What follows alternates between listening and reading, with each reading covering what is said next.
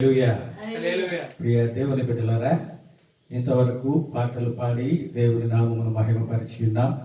ఈ సమయంలో కొద్ది విషయాలు దేవుని యొక్క వాక్యాన్ని మనం విందాం. అందరూ సిద్ధంగా ఉన్నారా? దేవుని వాక్యాన్ని వినడానికి అందరూ సిద్ధంగా ఉన్నారా? ఓకే, మరి బైబిల్ గ్రంథంలో ఒక వాక్యాన్ని చదువుకుందాం. మత్తయి సువార్త 9వ అధ్యాయము 20వ వచనం నుండి 22వ వచనం వరకు మనకు తెలిసినటువంటి అంశమే ఇది. మనం చదువుకుందాం. ఆ సమయమున ఇదిగో 12 సంవత్సరముల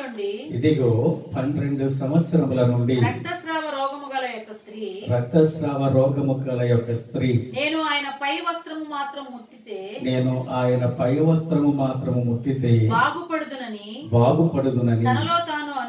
తనలో తాను అనుకొని ఆయన వెనుకకు వచ్చి ఆయన వస్త్రపు చెంగు ముట్టెను. యేసు వెనుకకు తిరిగి ఆమెను చూచి కుమారి ధైర్యముగా ఉండుము, నీ విశ్వాసము నిన్ను బాగుపరచెనని చెప్పగా ఆ గడియ నుండి ఆ స్త్రీ బాగుపడెను. చిన్న ప్రార్థన చేద్దాం. సర్వాధికారి శక్తిమంతుడైన ప్రభువా, మీకు స్తోత్రాలు నాయన. తండ్రి, నీవు చూపిన ఈ అమూల్యమైన వాక్య భాగమును బట్టి మీకు వందనాలు చెల్లిస్తున్నాను తండ్రి. ఈ వాక్య భాగం ద్వారా నీ ప్రియ బిడ్డలతో మీరేమి మాట్లాడాలనుకున్నారో మీరు మాట్లాడండి ప్రభువా. నా మాటలు ఏమాత్రము జీవము కలిగినవి కాదు. నా జ్ఞానము తండ్రి, నా తెలివితేటలు, నా చదువు, అనుభవం నీ మాటల్లో దాగి ఉన్నటువంటి జ్ఞానమును కానీ నాయన మర్మమును కానీ వివరించి చెప్పుటకు ఏ మాత్రమును సరిపోవు ప్రభువా. నీ చేతులకు నన్ను అప్పగించుకొనిచున్నాను. నీ ఆత్మతో అభిషేకించండి, నీ పాత్రగా వాడుకొనండి. నీ బిడ్డలందరితో మాట్లాడుటకు నన్ను ఒక సాధనముగా వాడుకొనమని నన్ను మీ చేతులకు అప్పగిస్తూ వాక్య భాగమును, సమయాన్ని, కార్యక్రమం అంతటిని మీ చేతులకు అప్పగిస్తూ సకల మహిమ, ఘనత, ప్రభావములు మీకే ఆరోపించుకొనుచు యేసయ్య అత్యంత పరిశుద్ధ నామములో అడిగి వేడుకొనుచు ఉన్నాము తండ్రి, ఆమేన్. ప్రియ దేవుని బిడ్డలారా, మనం చదువుకున్నటువంటి ఈ వాక్య భాగం మనకి చాలా పరిచితమైనటువంటి వాక్య భాగం. ఈ వాక్య భాగంలో ఒక స్త్రీ మనకి కనబడుతూ ఉంది. వ్యాధి కలిగినటువంటి ఒక స్త్రీని మనం చూస్తూ ఉన్నాం. ఈ స్త్రీ 12 సంవత్సరాలుగా ఒక భయంకరమైనటువంటి వ్యాధితో బాధపడుతూ ఉంది. ఆ వ్యాధి రక్తస్రావ రోగము అనేటువంటి ఆ యొక్క రోగముతో ఈమె బాధపడుతూ ఉంది. ఈ రోగం ఎక్కడా తగ్గడం లేదు. మార్కు సువార్త 5వ అధ్యాయంలో మనం చూస్తూ ఉన్నప్పుడు 25వ వచనంలో మనం చూస్తూ ఉన్నప్పుడు అక్కడ మనం గమనించినట్లయితే మరికొన్ని విషయాలు ఈ యొక్క భాగంలో మనకు కనబడుతూ ఉన్నాయి. ఈ సంఘటన అనేటువంటిది లేదా ఈ సందర్భం అనేటువంటిది 3 సువార్తల్లోనూ కూడా రాయబడ్డాయి. మార్కు సువార్త, మత్తయి సువార్త, లూకా సువార్తలో కూడా ఈ 3 సువార్తల్లోనూ ఈ యొక్క సందర్భం మనకి కనబడుతూ ఉంది. మార్కు సువార్తలో మనం చూసినప్పుడు అక్కడ ఏమని తెలియచేయబడుతూ ఉంది అంటే, ఆమె అనేక మంది వైద్యుల దగ్గరికి వెళ్ళింది. 25వ వచనం నుంచి మనం చదివితే 5:25 నుంచి మనం చదివినట్లయితే 12 ఏళ్ల నుండి రక్తస్రావ రోగము కలిగిన యొక్క స్త్రీ ఉండేను. ఆమె అనేక వైద్యుల చేత ఎన్నో తిప్పలు పడి తనకు కలిగినదంతయు వ్యయము చేసుకుని ఎంత మాత్రమును ప్రయోజనము లేక మరింత సంకటపడేను. చాలండి. మనం ఈ భాగంలో చూసినప్పుడు ఏం కనిపిస్తుంది అంటే, అనేక మంది వైద్యుల దగ్గరికి వెళ్ళింది. తనకున్నటువంటి డబ్బులన్నీ ఖర్చు పెట్టుకుంది. ఎందుకంటే నేను ఎలాగునైనా సరే తప్పనిసరిగా బాగుపడాలి, నేను ఎలాగునైనా ఈ వ్యాధి నుంచి విడుదల పొందుకోవాలి అనేటువంటి ఆశ ఆమెలో ఉంది. కాబట్టి తన దగ్గర ఉన్నటువంటి డబ్బులన్నీ ఖర్చు పెట్టుకుంది. పలానా చోట మంచి వైద్యుడు ఉన్నాడు అని తెలిస్తే అక్కడికి పరిగెట్టుకుంటూ వెళ్ళేది. డబ్బులైతే తీసుకునేవారు, వైద్యం అయితే చేసేవారు, ఏమాత్రమును కూడా ఆమెకు విడుదల అనేటువంటిది కలిగేది కాదు. ఆమెకు ఈ పరిస్థితి వల్ల రకరకాలైనటువంటి చేదు అనుభవాలు ఎదుర్కోవలసి వచ్చింది. రక్తస్రావము కలిగినటువంటి ఈ యొక్క స్త్రీ సమాజంలో ఎవరు కూడా ఈమె దగ్గరకు చేరరు. కారణం ఏంటి అంటే, మోషే ధర్మశాస్త్రం ప్రకారం లేవీకాండం 15వ అధ్యాయంలో మనం చూసినప్పుడు 25వ వచనంలో మనం చూస్తే, ఒక స్త్రీ కడగా ఉండు కాలమునకు ముందుగా ఆమె రక్తస్రావం ఇంకా అనేక దినములు స్రవించిన ఆమె కడగా నుండు కాలమైన తరువాత స్రవించినను ఆమె అపవిత్రత ఆమె కడగా నుండు దినములలో వలెనే ఆ శ్రావ దినములన్నీ ఉండెను. ఆమె అపవిత్రురాలు. మోషే ధర్మశాస్త్రం ప్రకారం ఈ స్త్రీ అపవిత్రురాలు. అపవిత్రమైనటువంటి ఈ యొక్క స్త్రీ ఎట్టి పరిస్థితుల్లోనూ కూడా దేవుని యొక్క మందిరానికి వెళ్ళేటువంటి అర్హత లేదు. ఎంతకాలం ఆమె ఈ విధమైనటువంటి అపవిత్రతను కలిగి ఉంటుందో అంతకాలము కూడా దేవుని మందిరానికి వెళ్ళేటువంటి హక్కును ఆమె ఏమాత్రమును కూడా కలిగి ఉండదు. ఏ పండగలు వచ్చినా, వెళ్ళవలసినటువంటి ప్రాముఖ్యమైనటువంటి సందర్భాలు వచ్చినప్పటికీ కూడా ఈ అపవిత్రత కారణముగా ఆమె దేవుని యొక్క మందిరానికి దూరముగా ఉండాలి. అంతేకాకుండా ఒక అపవిత్రురాలైనటువంటి స్త్రీని ఎవరు ముట్టుకుంటారో, లేకపోతే ఈమె ఎవరినైనా తాకుతుందో వారందరూ కూడా అపవిత్రులే అవుతారు. అందుచేత అందరూ ఆమెకు దూరంగా ఉండేటువంటి వారే. ఎంత భయంకరమైనటువంటి పరిస్థితిని ఆమె 12 సంవత్సరాలు అనుభవించిందో ఒకసారి మనం ఆలోచన చేసుకోవాలి.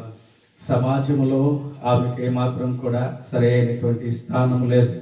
సంఘంలో ఆమెకు స్థానం లేదు. Because she is the ceremonially unclean.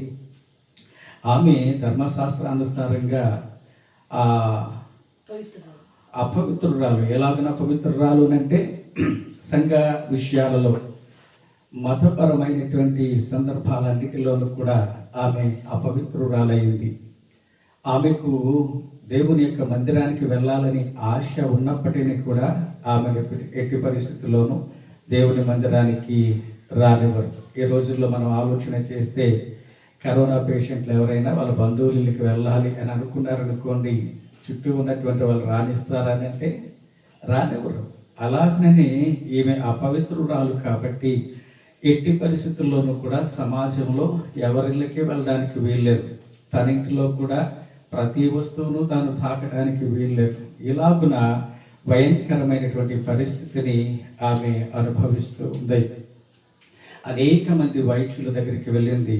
వైద్యుల దగ్గరికి వెళ్ళినప్పటికీ ఆమెకు ఉండేటువంటి వ్యాధి ఎక్కువైపోయింది, కానీ ఏమాత్రం కూడా తగ్గలేదు. యేసుక్రీస్తుని గురించి ఆమె విన్నది. తన మనస్సులో విశ్వాసం వచ్చింది. కాబట్టి యేసుక్రీస్తు వచ్చినప్పుడు కేవలం నేను ఆయన వస్త్రపు చెంగును ముట్టుకుంటే చాలు, నాకు స్వస్థత కలుగుతుంది అనేటువంటి విశ్వాసం ఆమెలో కలిగింది. వినుట వలన విశ్వాసము కలుగును. దేవుని కూర్చున్నటువంటి మాటలు, యేసుక్రీస్తును కూర్చిన మాటలు వింటే విశ్వాసము కలుగుతుంది. యేసుక్రీస్తు చేసిన అనేకమైన అద్భుత కార్యాలు ఆమె విన్నది కాబట్టి ఆమెలో విశ్వాసం కలిగింది. నా వ్యాధి కేవలం ఈయన మాత్రమే స్వస్థపరచగలడు. ఏ మనుష్యుడు, ఏ వైద్యుడు ఎవరు నన్ను బాగు చేయలేరు, కానీ యేసు మాత్రమే బాగు చేయగలడు అని అనుకుంది. అందుచేత యేసుక్రీస్తు ఆ మార్గమున వెళుతూ ఉన్నప్పుడు యేసు వెలుచున్నటువంటి ఆ మార్గంలోనికి వచ్చింది. వాస్తవానికి ఈమెను ఎవరైనా గుర్తుపడితే ఆమెను దూరంగా ఉండు, మమ్మల్ని తగలవద్దు అని చెప్పి హెచ్చరిక చేసేటువంటి వారు. కానీ అంతమంది జనాంగం ఉన్నప్పటికీ కూడా ఆమె ఎలాగునైనా యేసును నేను కలవాలి, ఎలాగునైనా ఆయన వస్త్రపు చెంగును మాత్రం ముట్టుకుంటే చాలు, నేను స్వస్థపరచబడిపోతాను అని అనుకుని బయలుదేరి వెళ్ళింది. ఎన్ని కష్టాలు వచ్చినా ఎంతమంది తనకు అడ్డుగా ఉన్నప్పటికీ కూడా ఆమె ఏమాత్రమును పట్టించుకోలేదు. ఆమె యొక్క మనస్సంతా ఎక్కడ ఉంది అని అంటే, యేసు వస్త్రపు చెంగును నేను ముట్టుకోవాలి, ఎలాగునైనా వస్త్రపు చెంగును ముట్టుకోవాలి, అదే ఆమెలో ఉండేటువంటి కోరిక. కాబట్టి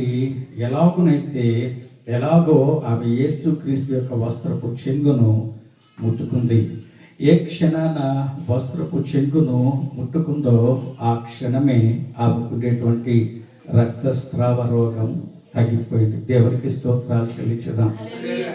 యేసుతో నువ్వు ఎప్పుడైతే సంబంధాన్ని కలిగి ఉంటావో, యేసు కొరకు నీ హృదయంలో ఆశను కలిగి ఎప్పుడైతే యేసును నీ హృదయంలోనికి చేర్చుకుంటావో, అప్పుడు తప్పనిసరిగా నీకుండే ప్రతి సమస్య తొలగిపోతుంది. ప్రియ దేవుని బిడ్డలారా, యేసు క్రీస్తుని గురించి మనం ఆలోచన చేసినప్పుడు, యేసు క్రీస్తు ఆ మార్గంలో నడిచి వెళుతూ ఉన్నప్పుడు అనేకమైనటువంటి అద్భుత కార్యాలు ఆయన చేసినట్లుగా మనం చూస్తూ ఉన్నాం. అవన్నీ కాదు కానీ మనం ఈరోజు చూసినటువంటి ఈ యొక్క అంశములో యేసుక్రీస్తు యొక్క వస్త్రపు చెంగును గురించి మనం ఆలోచన చేస్తే, యేసుక్రీస్తు యూదులలో నుండి వచ్చినటువంటి వాడు. తన స్వకీయులైనటువంటి యూదుల దగ్గరికి యేసుక్రీస్తు వచ్చాడు అనేటువంటి మాట మనకు తెలుసు. ఇప్పుడు యేసుక్రీస్తు వస్త్రపు చెంగును గురించి మనం ఆలోచన చేసేటప్పుడు యూదుల వస్త్రధారణను గురించి మనం ఆలోచన చేయవలసినటువంటి వాళ్ళమై ఉన్నాం. యూదులు వారు అంగీని వేసుకుంటారు. అంగీని వేసుకున్నటువంటి తర్వాత ఒక ప్రత్యేకమైనటువంటి ఆ యొక్క స్థితిని వారు కలిగి ఉంటారు, కుచ్చును కలిగి ఉంటారు. అది దేవుడు మోషే ద్వారా ఇశ్రాయేలీలకు తెలియజేశాడు. ఒకసారి ఆ యొక్క మాటను చదువుదాం. సంఖ్యాకాండం 15వ అధ్యాయము 38వ వచనం నుండి మనం చూసినట్లయితే, అక్కడ దేవుడు ఇశ్రాయేలీలు వారు ధరించేటువంటి వస్త్రం ఏ రీతిగా ఉండాలో దానికి కొన్ని స్పెసిఫికేషన్స్ ఇస్తూ ఉన్నాడు. ఒకసారి మనం చదువుదాం. సంఖ్యాకాండం 15వ అధ్యాయము 38వ వచనం.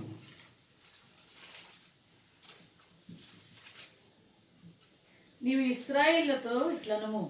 ఇశ్రాయేలీలతో ఇట్లనము, వారు తమ తరతరములకు తమ బట్టల అంచులకు కుచ్చులు వేసుకొని అంచుల కుచ్చుల మీద నీలి సూత్రము తగిలింపవలెను.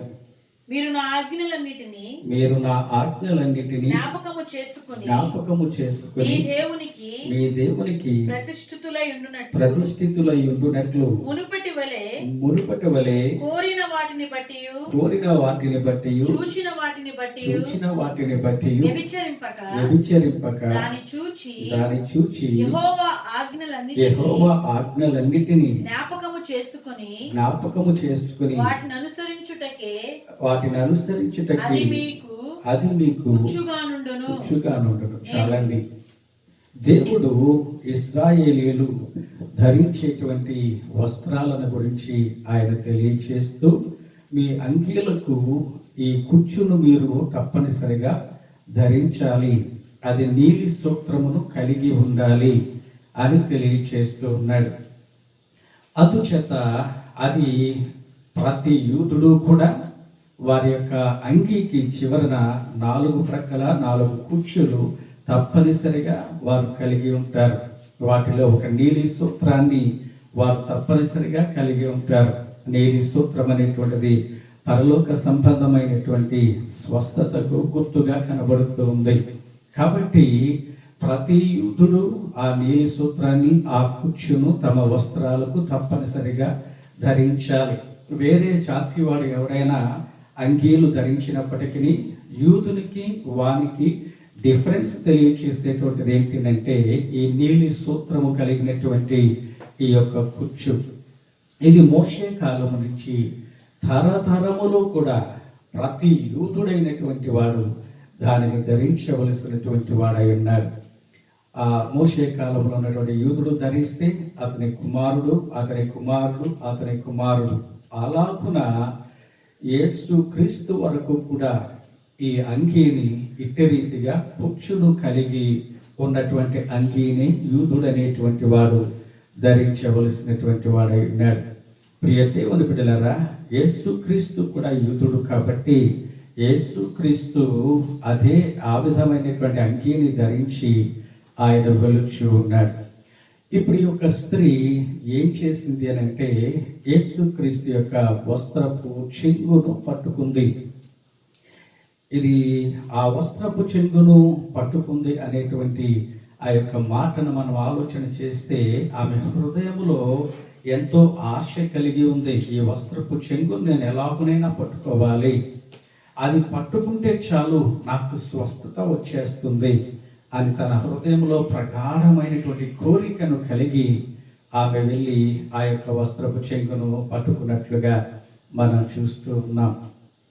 ప్రియ దేవుని బిడ్డలారా, ఇక్కడ ఈ వస్త్రపు చెంగు లేకపోతే ఈ ఫ్రింజెస్, ఈ కుచ్చు అనేటువంటిది మనకి దేనికి గుర్తుగా కనబడుతూ ఉంది అని అంటే దేవుని యొక్క ధర్మశాస్త్రమునకు గుర్తుగా కనబడుతూ ఉంది. ఆజ్ఞలు ధర్మశాస్త్రంలోనే ఉంటాయి కదా. కాబట్టి ఈ కుచ్చు అనేటువంటిది దేవుని యొక్క ధర్మశాస్త్రమునకు గుర్తుగా కనబడుతూ ఉంది. ఇప్పుడు ఆలోచన చేయండి, ఈమె వెళ్ళి యేసుక్రీస్తు యొక్క వస్త్రపు చెంగును ముట్టుకుంది అని అంటే ఆమె దేనిని ముట్టుకుంది అని అంటే చెప్పగలరా? దేన్ని ముట్టుకుందో? ధర్మశాస్త్రమును. అంటే తన యొక్క హృదయములో కోరిక కలిగి, తన హృదయములో ఆశ కలిగి ఎలాగునైనా నేను ముట్టుకోవాలి అని వెళ్ళి ఆ వస్త్రపు చెంగును అంటే ధర్మశాస్త్రమును ఆమె పట్టుకున్నట్లుగా మనకు కనబడుతుంది. ధర్మశాస్త్రము మనుషునికి దీవెన తీసుకుని వచ్చేటువంటిది. కీర్తన 1వ కీర్తనలో ఏమంటున్నాడంటే కీర్తనకారుడు, దివారాత్రము నీ ధర్మశాస్త్రమునందు ఆనందించుచు దివారాత్రము దానిని ధ్యానించువాడు ధన్యుడు. ధర్మశాస్త్రములో ఏమి దాగి ఉంది అంటే ధన్యత అనేటువంటిది దాగి ఉంది. ధర్మశాస్త్రములో ఆశీర్వాదం అనేటువంటిది దాగి ఉంది. ధర్మశాస్త్రములో దీవెన అనేటువంటిది దాగి ఉంది. ప్రియ దేవుని బిడ్డలారా, అట్ ది సేమ్ టైం మనం ఆలోచన చేసినట్లయితే ధర్మశాస్త్రము తీర్పునకు కూడా గుర్తుగా కనపడుతూ ఉంది. ఎందుచేతనంటే ధర్మశాస్త్రంలో ఇదిగో నీవి పొరపాటు చేస్తే నీకు ఈ శిక్ష, నీవి పొరపాటు చేస్తే నీకు ఈ శిక్ష అని తెలియచేయబడుతూ ఉంది. కాబట్టి ధర్మశాస్త్రం కేవలం బ్లెస్సింగ్ మాత్రమే కాదు, కానీ జడ్జ్మెంట్ కూడా గుర్తుగా కనపడుతూ ఉంది. కాబట్టి ఈ స్త్రీ ఇక్కడ చేసినటువంటి పని ఏంటి అంటే, అయ్యా నీ ధర్మశాస్త్రమును నేను హత్తుకుంటున్నాను ప్రభువా, నీ ధర్మశాస్త్రమును నేను ఆశ కలిగి స్వీకరిస్తున్నాను. అంటే దాని యొక్క అర్థం ఏంటి అంటే, అయ్యా నీవే శిక్ష విధించినా నేను భరిస్తాను, కానీ నేను పవిత్రురాలను అవ్వాలని కోరుకుంటున్నానయ్యా, అపవిత్రురాలుగా ఉన్నాను ప్రభువా. కాబట్టి ఇదిగో ధర్మశాస్త్రం ప్రకారం ఈ ధర్మశాస్త్రం నన్ను వెలివేస్తుంది కదా నాయన, ఈ ధర్మశాస్త్రం మూలంగానే నేను నీ మందిరానికి దూరం అయిపోతున్నాను కదా ప్రభువా, నేను వెలివేయబడిన స్థితిలో ఉన్నాను ప్రభువా. కాబట్టి ఇదిగో ధర్మశాస్త్రాన్ని నేను ప్రేమిస్తూ ఉన్నాను. అంటే దాని యొక్క అర్థం ఏంటంటే, నీ యొక్క ఆజ్ఞలన్నింటినీ నేను కైకొంటాను ప్రభువా, ప్లీజ్ హెల్ప్ మీ లార్డ్, నాకు సహాయం చేయండి ప్రభువా అని చెప్పి ఆమె నా హృదయంలో నిర్ణయించుకుని వెళ్ళి యేసుక్రీస్తు యొక్క వస్త్రపు చెంగును ఆమె ముట్టుకుంటూ ఉంది. ప్రియ దేవుని బిడ్డలారా, ఈమె అపవిత్రురాలు, ఏమాత్రము గుడికి వెళ్ళడానికి లేదు, ఇంటిలో కూడా తన ఇష్టానుసారంగా ఉండడానికి లేదు. ప్రియ దేవుని బిడ్డలారా, ఈ ఫిజికల్ డిఫైల్మెంట్ అనేటువంటిది లేదా ఈ భౌతికమైనటువంటి దాన్ని ఏమంటారు, భౌతికమైనటువంటి అపవిత్రత, ఈ భౌతికమైనటువంటి అపవిత్రత దేనికి గుర్తుగా కనబడుతూ ఉందనంటే స్పిరిచువల్ డిఫైల్మెంట్, ఆత్మ సంబంధమైనటువంటి అపవిత్రతకు గుర్తుగా మనకి కనబడుతుంది. ఆత్మ సంబంధమైనటువంటి అపవిత్రత కలిగినటువంటి వారు దేవునికి దూరస్తులుగా ఉన్నటువంటి వారుగా మనకి కనబడుతూ ఉన్నారు. ఆత్మ సంబంధమైనటువంటి అపవిత్రత కలిగినటువంటి వారు దేవుని యొక్క మందిరానికి ఎట్టి పరిస్థితుల్లోనూ కూడా మరి అనుమతించబడరు. అంటే వాళ్ళు ఏమనుకుంటారు అంటే, నేను దేవుని మందిరానికి వెళ్ళిపోతున్నాను కాబట్టి నేను దేవుని సన్నిధిలో ఉంటున్నాను అని అనుకుంటారు. కానీ ఆత్మ సంబంధమైన అపవిత్రత కలిగినటువంటి వాడు ఎంత మాత్రమును కూడా దాన్ని పోగొట్టుకున్న వరకు దేవుని యొక్క సన్నిధిలోనికి, నిజమైనటువంటి దేవుని యొక్క సన్నిధిలోనికి వాడు ప్రవేశించేటువంటి వాడు కాదు అనేటువంటి విషయాన్ని మనం గుర్తు చేసుకోవలసినటువంటి వారమై ఉన్నాం. ఇప్పుడు ఈమె అపవిత్రురాలు, ఈమె ఫిజికల్ డిఫైల్మెంట్ అనేటువంటిది మనం చూస్తే ఆత్మ సంబంధమైనటువంటి అపవిత్రత చాలా మందిలో 99% మంది ఆత్మ సంబంధమైనటువంటి అపవిత్రతను కలిగి ఉన్నటువంటి వారుగా మనకి కనబడుతూ ఉన్నారు. బైబిల్ గ్రంథంలో ఒక వాక్యాన్ని మనం చూస్తే ఆ యొక్క వాక్యములో ఏమని తెలియచేయబడుతుందంటే, మత్తయి సువార్త 15వ అధ్యాయము 11వ వచనంలో అపవిత్రత అనేటువంటిది మనుష్యుని నోటు నుండి అతని లోపలికి ప్రవేశించేటువంటిది అతనిని అపవిత్రత పరచదు, కానీ అతని లోపల నుండి బయటికి వచ్చేటువంటిది మనుష్యుని అపవిత్రపరుస్తుంది అని దేవుని యొక్క వాక్యం తెలియజేస్తుంది. 15వ అధ్యాయం 16వ వచనాన్ని ఒకసారి మనం చదువుకుంటే, ఆయన మీరును 18, 19 వచనాలు చదువుదాం, సమయం అయిపోతుంది. నోట నుండి బయటకు వచ్చినవి హృదయములో నుండి వచ్చును. ఇవే మనుష్యుని అపవిత్రపరచును. మీరు గ్రహింపరా? ఒక్క నిమిషాన్ని. మనుష్యుని అపవిత్రపరిచేటువంటిది అతని లోపల నుండి వచ్చేటువంటిది మనుష్యుని అపవిత్రపరుస్తుంది. అంతేగాని మనుష్యుడు తినేటువంటి దాని వలన కాదు. మనుషుడు ఏది తింటున్నాడో అది తర్వాత రోజు బయటికి వెళ్ళిపోతుంది. అది కూడా యేసుక్రీస్తు తెలియజేస్తూ ఉన్నాడు. కానీ మనుషుని లోపల నుండి వచ్చేటువంటిది మనుషుని యొక్క ఆత్మీయ స్థితిని అపవిత్రపరుస్తూ ఉంది. ఒకసారి ఆ కిందకి చూస్తే అవేవనగా నీటువంటి దురాలోచనలు, నరహత్యలు, వ్యభిచారములు, వేశ్యాగమనములు, దొంగతనములు, అబద్ధ సాక్ష్యములు, దేవదూషణలు హృదయములో నుండి ఇవే మనుష్యుని అపవిత్రపరచును గాని చేతులు కడుక్కొనక. చాలది. అక్కడ మనం చూస్తూ ఉన్నప్పుడు అపవిత్రత అనేటువంటిది, ఆత్మ సంబంధమైనటువంటి అపవిత్రత అనేటువంటిది ఏంటో ప్రభువైనటువంటి యేసుక్రీస్తు తెలియచేస్తూ ఉన్నాడు. మనుష్యుని లోపల నుండి వచ్చేటువంటిది మనుష్యుని అపవిత్రపరుస్తూ ఉంది.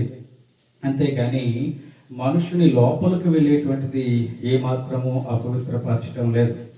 అవి ఏంటి అంటే దురాలోచనలు, మంచి ఆలోచనలు కాదు, దుష్టమైనటువంటి ఆలోచనలు. ఇవి ఎక్కడి నుంచి వస్తాయి అంటే మనుష్యుని లోపల నుంచి వస్తాయి. ఈ మనుష్యుని ఆత్మీయ స్థితిని అపవిత్రపరుస్తాయి.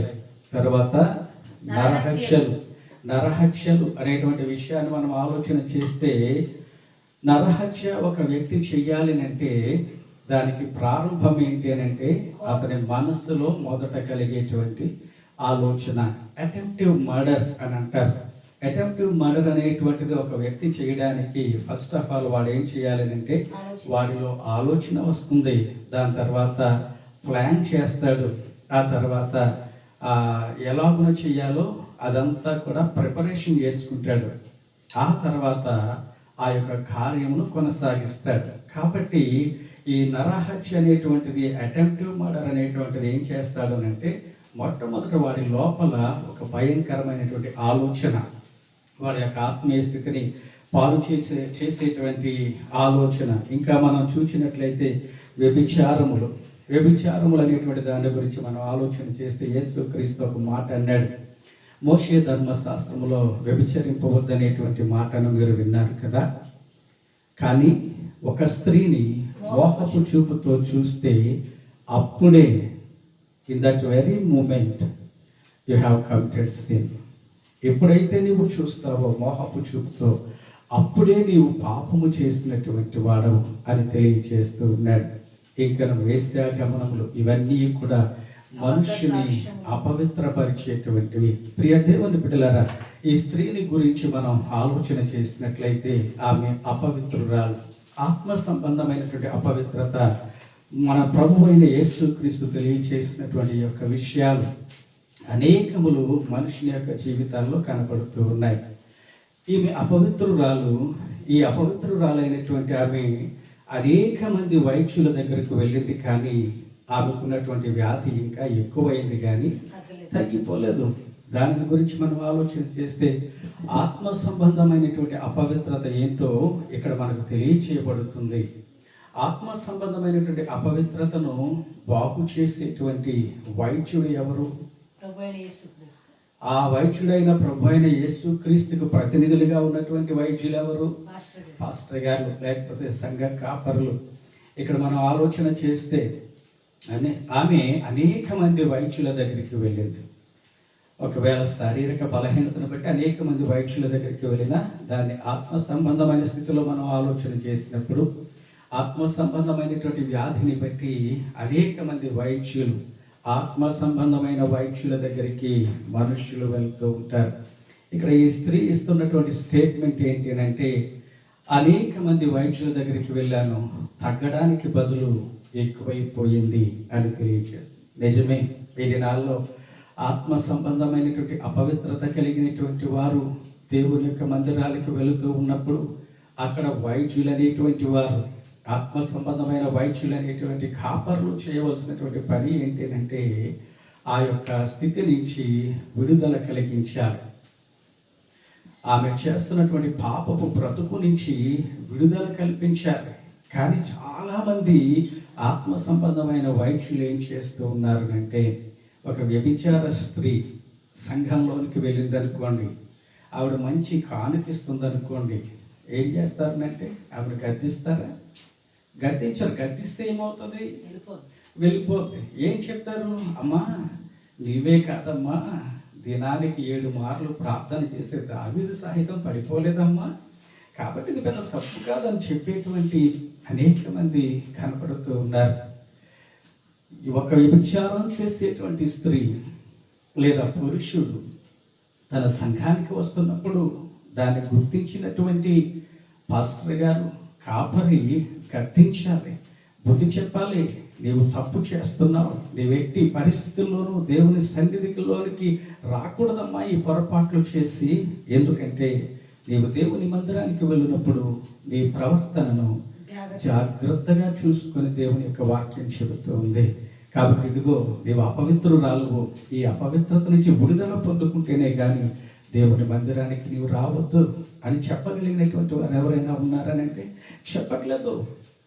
ఈ సంఘంలో ఒకవేళ ఎవరైనా గద్దించారనుకోండి, ఇంకో సంఘానికి వెళ్తే ఆ సంఘంలో ఉన్నటువంటి వాళ్ళు వీళ్ళని ఏం చేస్తారనంటే, రండి రండి అయ్యగారు రండి, మా చర్చికి రండి అని చెప్పి వాళ్ళు ప్రధానమైన పీఠాల మీద కూర్చోబెట్టి వాళ్ళకి ప్రాధాన్యత ఇవ్వడం వల్ల ఏమవుతుంది అంటే, వాళ్ళలో ఉండేటువంటి అపవిత్రత కడుగుకోవడానికి బదులు, ఓహో నేను చేసేటువంటిది తప్పు కాదేమో, నిజంగా నేను చేసేటువంటిది తప్పు అయితే దేవుని మందిరంలోకి దేవుడు నన్ను రాణిస్తాడా? ఆ పాస్టర్ గారు అంత గౌరవాన్ని ఇస్తాడా నాకు? ఆ పాస్టర్ గారు నాకు ఇంత మంచి స్థితి నుంచి గౌరవిస్తాడా? లేదే. కాబట్టి నేను చేసేటువంటి తప్పు కాదు అని అనుకునేటువంటి భయంకరమైనటువంటి పరిస్థితుల్లోనికి విశ్వాసులు వెళ్ళిపోతూ ఉన్నారు. అటువంటి వారు తమ యొక్క అపవిత్రతను కడుక్కొనగలుగుతారనంటే కడుక్కోలేరు. యేసుక్రీస్తు వచ్చేటువంటి సమయానికి మనం ఆలోచన చేసినట్లయితే సమాజ మందిరాల్లో బోధించేటువంటి బోధలు ఎలాగన ఉండేవి అంటే, మనుష్యులకు అనుకూలమైనటువంటి బోధలు, మనుష్యులకు ఏమి నచ్చుతాయో అవి మాత్రమే చెబుతూ ఉండేటువంటి వారు. ఒకవేళ వారికి వ్యతిరేకంగా ఏమైనా చెబితే ఈ సమాజ మందిరానికి వారు చేయవలసినటువంటి లేదా ఇవ్వవలసినటువంటి నిధులు ఇవ్వరేమో, ఈ సమాజ మందిరంలోనికి మరలా మనల్ని పిలవరేమో, కాబట్టి అందరికీ ఇష్టమయ్యేటువంటి బోధ చేద్దాం అని అనుకునేటువంటి వారు. ఈ దినాల్లో కూడా ఇటువంటి బోధలు మనుషులకు నొప్పి తగలకుండా వారు పాపం చేస్తున్నారు.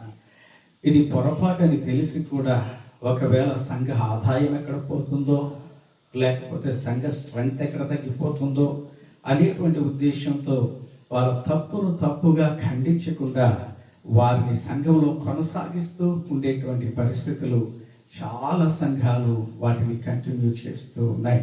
ప్రియ దేవుని బిడ్డలారా, ఇలాగున ఎంతమంది వైద్యుల దగ్గరికి వెళ్తే రోగం తగ్గుతుంది అని అంటే, ఇటువంటి వైద్యులు ఎంత ట్రీట్మెంట్ చేసినా ఆ వ్యాధి పెరుగుతుందే కానీ ఏమాత్రం తగ్గదు. ఒకరి నుంచి ఇంకొకరికి వ్యాపిస్తుంది. వాళ్ళు తప్పు చేస్తున్నారు, దేవుని మందిరానికి వెళ్తున్నారు, పాస్టర్ గారు ఏమన్నారు కదా, నేను తప్పు చేస్తే ఏంటి అనేటువంటి పరిస్థితులు ఏర్పడుతూ ఉంటాయి. కాబట్టి ఈ వ్యాధి అనేటువంటిది ఎక్కువైపోద్ది. సరైనటువంటి వైద్యుడు సరైనటువంటి ఆ రీతిగా బోధించకుంటే ఆత్మ సంబంధమైనటువంటి రోగం ఎక్కువైపోద్ది. దానికి గుర్తుగానే ఇక్కడ ఉన్నటువంటి ఈ భౌతికమైనటువంటి వ్యాధి ఎక్కువైపోయే స్థితి మనకి కనపడుతూ ఉంది. ప్రియ దేవుని బిడ్డలారా, ఈమె యేసుక్రీస్తు దగ్గరికి వచ్చింది. యేసుక్రీస్తు దగ్గరికి వచ్చి ఆయన వస్త్రపు చెంగును ముట్టుకుంది. చూడండి, మనం ఆలోచన చేస్తే యేసుక్రీస్తుతో పాటు అనేక మంది యూదులు నడుస్తూ ఉన్నారు. వాళ్ళందరి వస్త్రాలకు ఈ యొక్క కుచ్చులు ఉంటాయి. ఈమె ఎవరి వస్త్రపు చెంగును పట్టుకోలేదు, యేసుక్రీస్తు యొక్క వస్త్రపు చెంగును మాత్రమే పట్టుకుంది. యేసుక్రీస్తు వస్త్రపు చెంగు, ఆ యొక్క కుచ్చు అనేటువంటిది దేనికి గుర్తు అని మనం చెప్పుకున్నాము అంటే ధర్మశాస్త్రం. She is holding the law of Moses. ఇంకొక విషయాన్ని కూడా మనం ఆలోచన చేస్తే, లా ఆఫ్ మోసెస్ అనేటువంటిది, మోషే ఇచ్చినటువంటి ధర్మశాస్త్రం అనేటువంటిది, that is a written word, వ్రాయబడినటువంటి వాక్యముగా మనకి కనబడుతూ ఉంది. ఈమె వెళ్ళి వ్రాయబడినటువంటి ఈ యొక్క వాక్యమును పట్టుకుంది. ఎవరు వేసుకున్నటువంటి వస్త్రాన్ని పట్టుకుంది అంటే ప్రభు అయిన యేసుక్రీస్తు. ప్రభు అయిన యేసుక్రీస్తు ఎవరు? ఎవరు యేసుక్రీస్తు? ప్రభు అయిన యేసుక్రీస్తు ఎవరు అని అంటే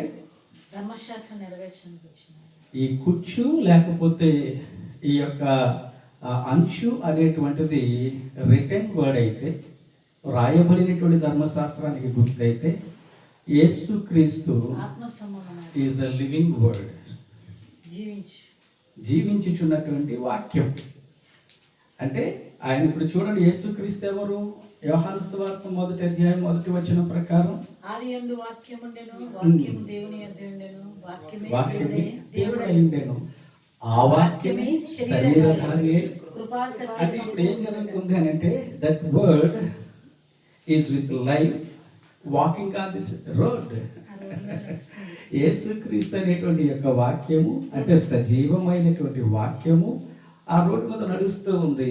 ఇప్పుడు ఈమె ఏం చేస్తూ ఉందంటే, వెళ్ళి యేసుక్రీస్తు వేసుకున్నటువంటి వస్త్రపు చెంగును పట్టుకుంది అని అంటే, సజీవమైనటువంటి యేసుక్రీస్తుతో ఇప్పుడు సహవాసాన్ని కోరుకుంటుందాము.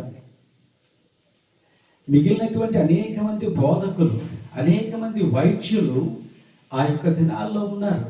వారందరూ సజీవమైనటువంటి వాక్యాన్ని బోధిస్తున్నారని అంటే, no, they are able to teach the law. ధర్మశాస్త్రాన్ని బోధించగలుగుతున్నారు, కానీ సజీవమైనటువంటి వాక్యాన్ని వారు బోధించలేకపోతూ ఉన్నారు. యేసుక్రీస్తు సజీవమైనటువంటి వాక్యాన్ని బోధించేటువంటి వాడు.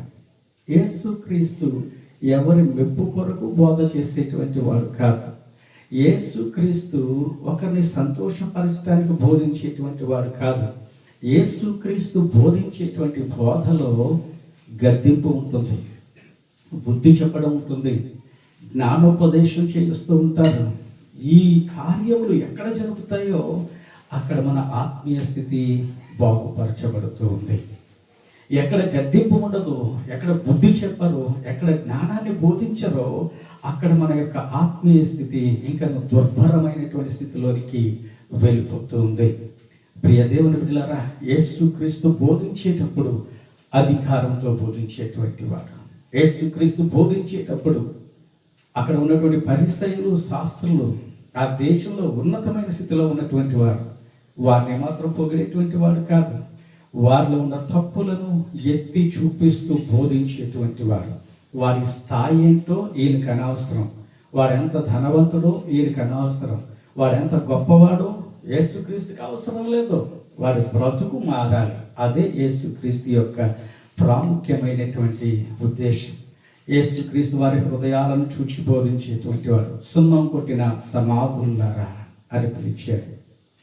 అంటే పైకి మాత్రం భక్తిమంతులుగా మీరు కనబడుతున్నారు, లోపల అజితేంద్రియమును కుళ్ళును మీలో ఉంది అని వారు చేస్తున్న పాపములను, తప్పులను ఎత్తి చూపిస్తూ యేసుక్రీస్తు బోధించేటువంటి వారు. ఒకటి తప్పును మనం ఎత్తి చూపించనంతకాలం వాడు నేను నీతిమంతుడను అని అనుకుంటాడు. నీవు తప్పు చేస్తున్నావు అని మనం చెప్పనంతకాలం, మనం ఎరిగి కూడా తప్పును చెప్పనంతకాలం మనం కూడా పాపంలో పాలిభాగస్తులమే. కాబట్టి ప్రియ దేవుని బిడ్డలారా, యేసుక్రీస్తు ప్రతి పొరపాటును ఎత్తి చూపించేటువంటి వాడు, ప్రతి తప్పును ఎత్తి చూపించేటువంటి వాడు, సరి చేసుకోమని చెప్పేటువంటి వాడు. ఇప్పుడు యేసుక్రీస్తు యొక్క వస్త్రపు చెంగును ముట్టుకుంటుందంటే, అయ్యా నా బ్రతుకును సరి చేసుకుంటానయ్యా, నాలో ఉన్న తప్పులను ఎత్తి చూపగలిగినటువంటి వాడవు నీవయ్యా, నాలో ఉండేటువంటి అపవిత్రతను చూచినటువంటి వాడవు నీవు ప్రభువా. కాబట్టి ఇదిగో నన్ను నీ చేతులకు అప్పగించుకుంటున్నాను. Please help me my lord. నీవు నా ప్రభువు అయ్యా, నీ చేతులకు అప్పగించుకుంటున్నాను ప్రభువా, నా హృదయంలోనికి రా ప్రభువా అని చెప్పి ఆమె హృదయపూర్వకముగా యేసును హత్తుకుంది, యేసు యొక్క వస్త్రాన్ని పట్టుకుంది. ఎప్పుడైతే ఈ విధమైనటువంటి భక్తి ఆమెలో ఉందో, అనేకులు ఆయన మీద పడుతూ ఉన్నప్పటికీ ఈమె వస్త్రపు చెంగును ముట్టుకున్న వెంటనే ఆగిపోయాడు యేసుక్రీస్తు. ఎందుకంటే ఈమె భక్తి యేసుక్రీస్తును తాకేటువంటి భక్తి. ఇంకొక విషయాన్ని కూడా మనం జాగ్రత్తగా ఆలోచన చేస్తే, నిజమైనటువంటి వాక్యము, నిజమైనటువంటి క్రీస్తును మనం అంగీకరించాలి అంటే ఆ వస్త్రపు చెంగు ఎక్కడ ఉంటుందండి? భుజాల మీద ఉంటుందా లేకపోతే కింద ఉంటుందా? క్రిందన వేలాడుతూ ఉంది. అంటే ఈ వస్త్రపు చెంగు నీవు పట్టుకోవాలంటే ఏం చేయాలి? తప్పనిసరిగా కిందకు, ఎంత కిందకు వంగాలి అంటే పాదాల వరకు వంగి అప్పుడు దాన్ని పట్టుకుంటేనే కానీ దొరికేటువంటిది కాదు. ఇది మనకేం బోధిస్తుంది? That's right. నీవు నిజమైన క్రీస్తు వాక్యాన్ని నీవు అంగీకరించాలి అంటే, నిజమైనటువంటి జీవవాక్యాన్ని నీవు పొందుకోవాలి అంటే, నీలో మొట్టమొదట ఉండవలసినటువంటిది ఏంటంటే తగ్గింపు. చాలా తగ్గింపు కావాలి. ఆమె క్రింద వరకు వంగితేనే కానీ ఆ యొక్క వస్త్రపు చెంగును పట్టుకోలేదు. నిజమైనటువంటి వాక్యమును నీవు గ్రహించాలి, నీవు స్వీకరించాలి, నీలోనికి ఆ యొక్క వాక్యమును నీవు పొందుకొనాలి అని అంటే నీలో ఉండవలసిన ప్రాముఖ్యమైనటువంటి ఉద్దేశం ఏంటంటే, క్వాలిటీ ఏంటంటే తగ్గింపు అనేటువంటిది. Humbleness, total humbleness is most important to receive the living word. దేవుని సజీవమైనటువంటి వాక్యాన్ని నీవు పొందుకోవడానికి పరిపూర్ణమైనటువంటి తగ్గింపు జీవితాన్ని నీవు కలిగి ఉంటే అప్పుడు మాత్రమే ఆ యొక్క వాక్యం నీలోనికి వస్తుంది.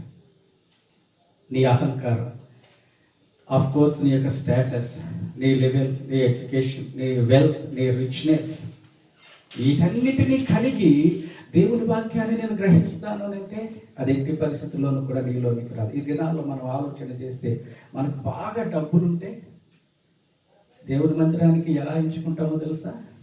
బాగా వెల్ ఎస్టాబ్లిష్డ్ మినిస్ట్రీ ఏముందో, బాగా కట్టబడినటువంటి ఆ బిల్డింగ్ ఉండేటువంటి చర్చ్ ఏది ఉందో, సదుపాయంగా ఉండేటువంటి చర్చ్ ఏది ఉందో దాన్ని వెతుక్కుని మనం వెళ్తాం. ప్రియ దేవుని బిడ్డలారా, మనం వెతుక్కుని వెళ్ళవలసినటువంటిది ఏంటి అంటే, నీ తప్పులను ఎత్తి చూపిస్తూ, నీ బ్రతుకును నీకు తెలియచేస్తూ, నిన్ను గద్దిస్తూ, బుద్ధి చెబుతూ, జ్ఞానాన్ని బోధించేటువంటి సంఘం, అది చిన్న గుడిసెలోనైనా పర్వాలేదు, ఒక ఇంటిలోనైనా పర్వాలేదు, మరొక చోటైనా పర్వాలేదు, మారుమూలైనా పర్వాలేదు. అటువంటి ప్రాంతములకు నీవు వెళ్ళినప్పుడు, వాక్యమును సరిగ్గా బోధించగలిగినటువంటి ప్రాంతానికి నీవు వెళ్ళగలిగినప్పుడు నీ హృదయం అనేటువంటిది బాగుపడుతుంది. అలా కాదు, నా స్టేటస్ను బట్టే నేను చర్చిని ఎంచుకుంటాను అని నీవు వెళితే నీవు తగ్గించుకున్నటువంటి స్థితి కాదండి. ఒకవేళ నాకు ఎడ్యుకేషన్కి ఎక్కువగా ఉండేటువంటి చోటకే వెళ్తాను అని నీవు అనుకుంటే అది నువ్వు తగ్గించుకున్నటువంటి స్థితి కాదు.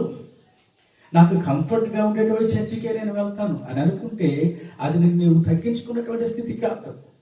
నీలో ఉండే అహంకారం, నీలో ఉండేటువంటి గొప్పతనం కూర్చిన గర్వం, లేకపోతే అవిధేయత, ఇవన్నీ తగ్గకుండా ఎంత గొప్ప సంఘానికి వెళ్ళినా ఏ విధమైన ఉపయోగం ఉండదు.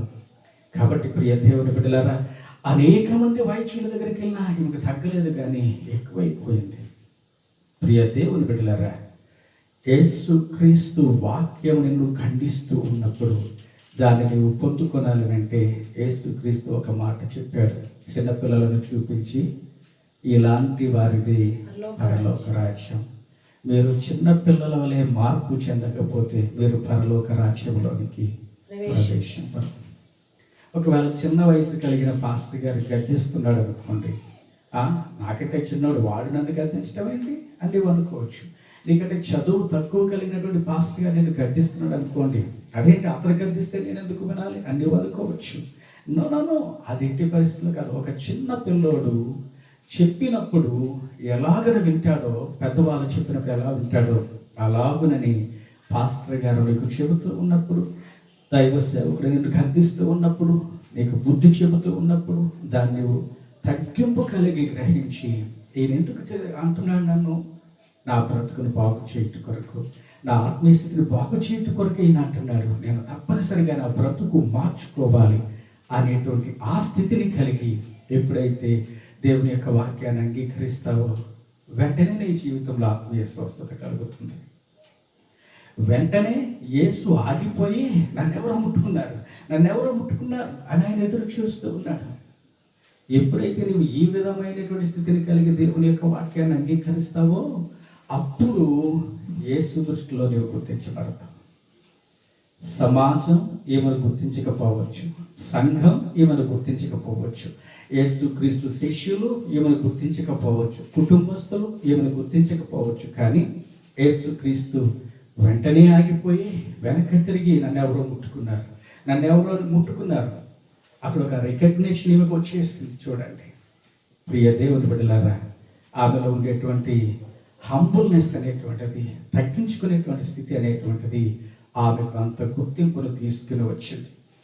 ఎప్పుడైతే గుర్తింపును తీసుకుని వచ్చిందో ఆమె ఎవరైపోయింది అని అంటే, యేసుక్రీస్తు ఆమె ఏమని పిలుస్తున్నాడో తెలుసా? కుమారి అని పిలుస్తూ ఉన్నాడు. కుమారి, డాటర్ అని పిలుస్తూ ఉన్నాడు. చూడండి, అంత తగ్గింపు కలిగినటువంటి ఆ స్థితిని కలిగి ఉన్నప్పుడు యేసుక్రీస్తు మనలో పిలిచేటువంటి స్థితి పేరు ఏంటంటే కుమారుడా, కుమార్తె అని పిలుస్తూ ఉన్నాడు. తన్ను ఎందరు అంగీకరించారో వారందరినీ దేవుని బిడ్డలగుటకు ఆయన అధికారం అనుగ్రహించాడు. యేసుక్రీస్తును అంగీకరించడం అంటే యేసుక్రీస్తులో ఉన్నటువంటి qualities, the first important quality is humbleness. ఫిలిప్పీయులకు రాసినటువంటి పత్రిక 2వ అధ్యాయము 5వ వచనం నుంచి మనం చూసినట్లయితే, క్రీస్తు యేసునకు కలిగిన ఈ మనస్సును మీరును కలిగి ఉండుడి. ఆయన దేవుని స్వరూపము కలిగిన వాడై దేవునితో సమానముగా ఉండుట విడిచిపెట్టకూడని భాగ్యమని ఎంచుకొనలేదు, కానీ మనుషుల పోలికగా పుట్టి దాసుని స్వరూపమును ధరించుకొని తను తానే రిక్తునిగా చేసుకుని మరియు ఆయన ఆకారమందు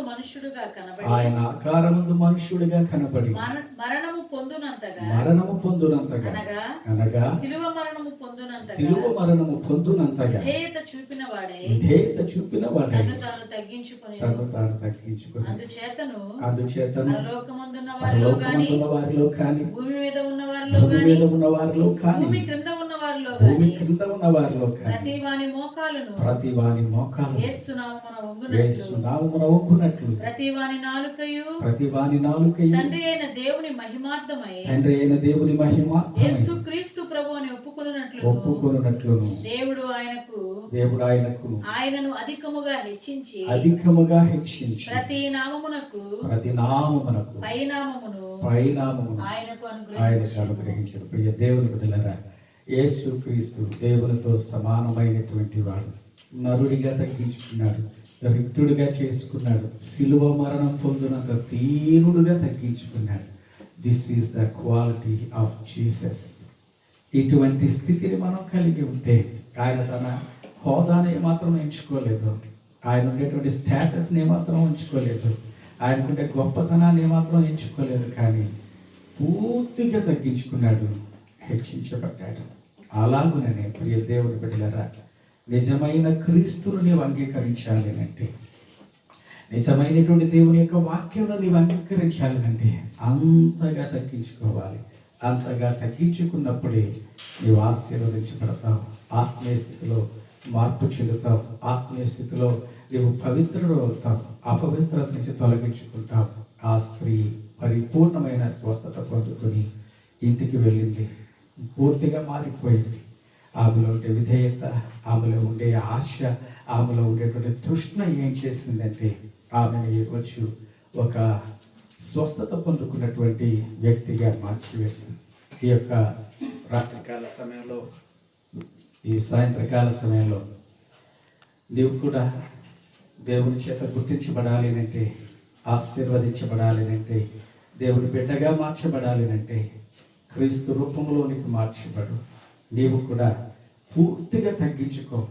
దేవుని యొక్క వాక్యం, నిజమైన వాక్యాన్ని నీవు పట్టుకో, నీ చేతితో పట్టుకో. క్రీస్తు సహవాసాన్ని కలిగి ఉండు, పరిపూర్ణమైనటువంటి విధేయతను కలిగి నీవు తగ్గించుకుని క్రీస్తు పాదాల చెంతకురా. నీకోసం నేను ప్రార్థన చేస్తాను. కళ్ళు మూసుకోండి. కళ్ళు మూసుకున్నట్లయితే చిన్న ప్రార్థన చేస్తాను.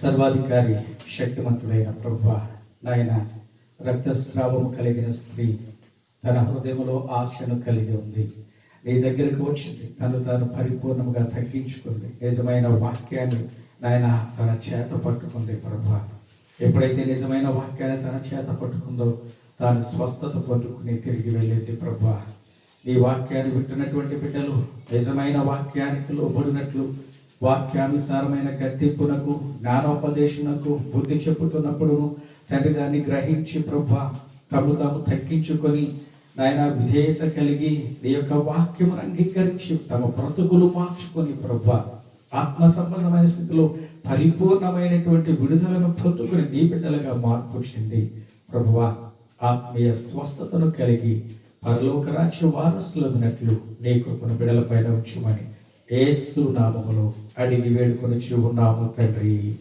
ఆమేన్. సమయంలో మరి ఒక పాట విందాం, అటు తర్వాత ముగించుకుందాం. నీ నామం నా గానం, స్మరణే నా సర్వం. నీ నామం నా గానం, స్మరణే నా సర్వం. నా పరి నీవే యేసయ్యా, నీవే యేసయ్యా. నా పరి నీవే యేసయ్యా, నీవే యేసయ్యా. నీ నామం నా గానం, స్మరణే నా సర్వం. నీ నామం నా గానం, స్మరణే నా సర్వం. నా పరి నీవే యేసయ్యా.